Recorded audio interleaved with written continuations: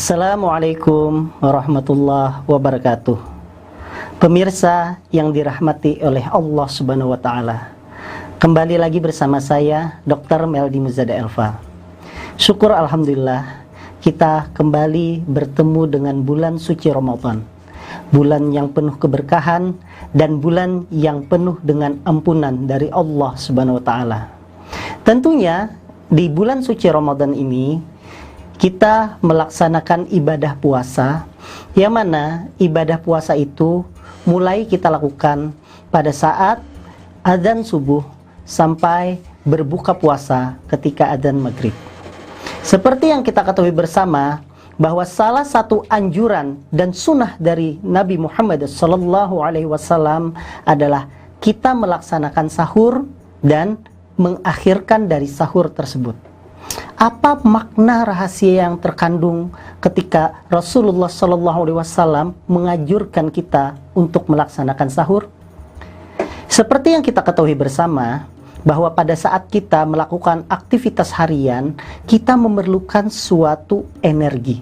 Energi itu didapatkan dari pemecahan karbohidrat yang ada di dalam tubuh kita. Karbohidrat itu didapatkan pada saat kita makan sahur. Makan sahur sebaiknya adalah makanan yang mengandung tinggi karbohidrat dan tinggi serat. Fungsinya kenapa? Karbohidrat ketika tinggi, pada saat kita nanti melaksanakan aktivitas harian, dia akan dipecah menjadi gula-gula yang sederhana, kemudian dia akan berubah menjadi energi yang akan dipakai untuk kegiatan kita harian. Sedangkan serat yang tinggi fungsinya adalah supaya makanan yang kita makan transit di dalam saluran pencernaan itu menjadi lebih lama, sehingga penting bagi orang-orang yang menderita penyakit lambung itu sangat bermanfaat untuk mengurangi dampak dan efek gejala dari penyakit lambung tersebut. Selain itu, pada saat sahur kita juga dianjurkan untuk minum yang cukup. Tidak perlu minum yang berlebihan, karena di dalam tubuh kita punya sistem untuk menghilangkan cairan kalau cairannya itu berlebihan. Minum yang cukup itu bertujuan untuk apa? Yang pertama, memenuhi kebutuhan cairan di dalam tubuh kita agar pada siang hari kita tidak terjadi dehidrasi atau kekurangan cairan. Yang kedua adalah untuk memperbaiki dan melancarkan metabolisme yang ada di dalam tubuh kita. Kemudian yang selanjutnya adalah berbuka puasa. Rasulullah SAW menyatakan bahwa sunnah bagi kita untuk menyegerakan berbuka puasa. Apa kandungan rahasia dari berbuka puasa? Berbuka puasa itu merupakan suatu aktivitas untuk mengembalikan energi kita yang sudah banyak hilang pada saat kita melaksanakan aktivitas di siang hari. Sehingga dianjurkan pada saat berbuka puasa kita mengkonsumsi makanan yang tinggi energi, makanan yang siap untuk dipecah untuk menjadi energi. Salah satunya adalah makanan yang manis. Kalau sebagai contoh yang dicontohkan oleh Nabi adalah kurma. Kalau kurma tidak ada, dipersilahkan untuk makanan yang lain yang tinggi gizinya dan tinggi kalorinya. Kemudian minum yang manis juga sangat disarankan pada saat itu. Kemudian, apakah diperbolehkan kalau kita makan secara berlebihan? Secara fisiologis di tubuh kita, di saluran pencernaan, lambung kita memproses untuk mencerna makanan itu kurang lebih antara 4-5 jam.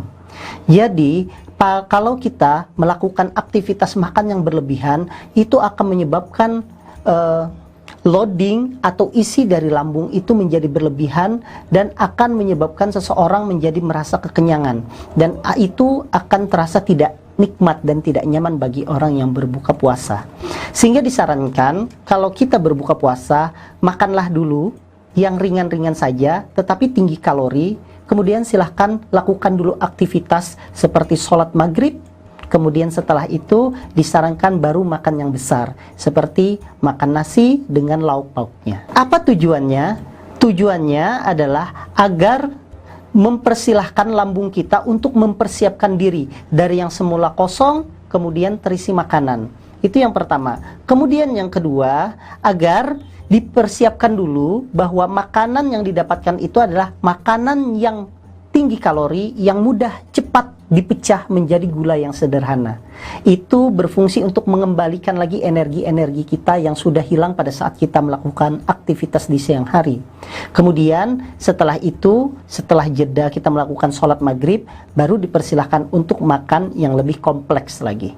Maka pesan saya kepada pemirsa yang ada di rumah, berpuasalah seperti biasanya saja. Cuma tetap ikuti instruksi dan anjuran dari pemerintah.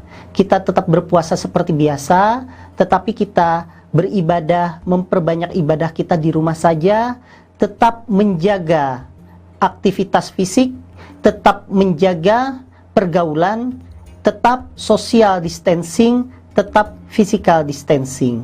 Sehingga walaupun berpuasa di tengah-tengah pandemi seperti ini, kita tetap mendapatkan pahala yang berlimpah dari Allah Subhanahu wa taala, kita dapat mendapatkan berkah dan tubuh kita tetap sehat, dan mudah-mudahan kita berdoa kepada Allah Subhanahu wa taala semoga wabah dari COVID-19 ini segera berakhir di negeri kita ini dan di seluruh dunia. Amin ya rabbal alamin.